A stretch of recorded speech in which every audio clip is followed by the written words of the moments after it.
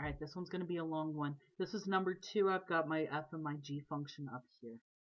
So part A says f plus g.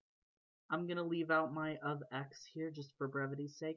F plus g just means add them together.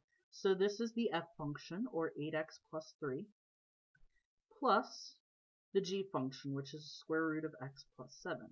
There are no like terms because it's under a square root, therefore nothing you can do with it. B is the same thing except it's g minus f. So this is the g function minus the f function, or in other words, the square root of x plus 7 minus 8x plus 3.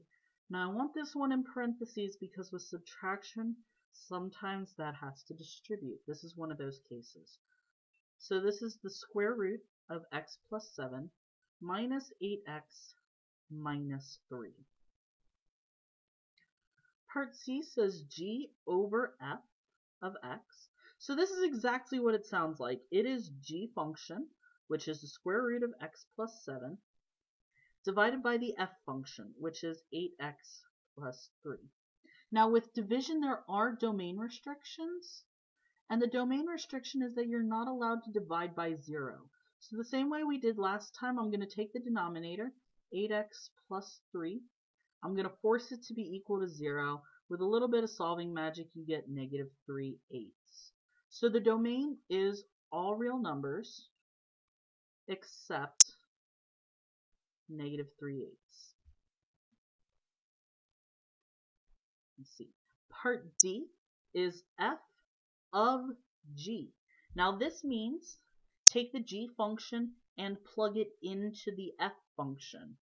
So if we come back up here and look, this g function is going to go in for the x value in the f function. So I'm going to have 8 and then my g function, x plus 7 plus 3. Not much I can do there because the square root, it doesn't distribute. So we're going to leave it alone. E is really, really similar, except this guy is, I apologize. This one is f of f. So, it is taking the f function, if we come back up here and check it out, it's taking the f function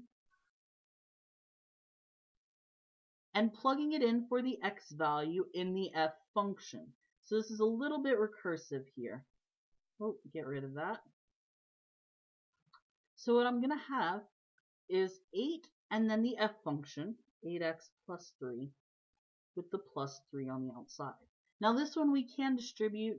My 8 can distribute on in here, so I'll have 64x plus 24 plus 3, or in other words, 64x plus 27.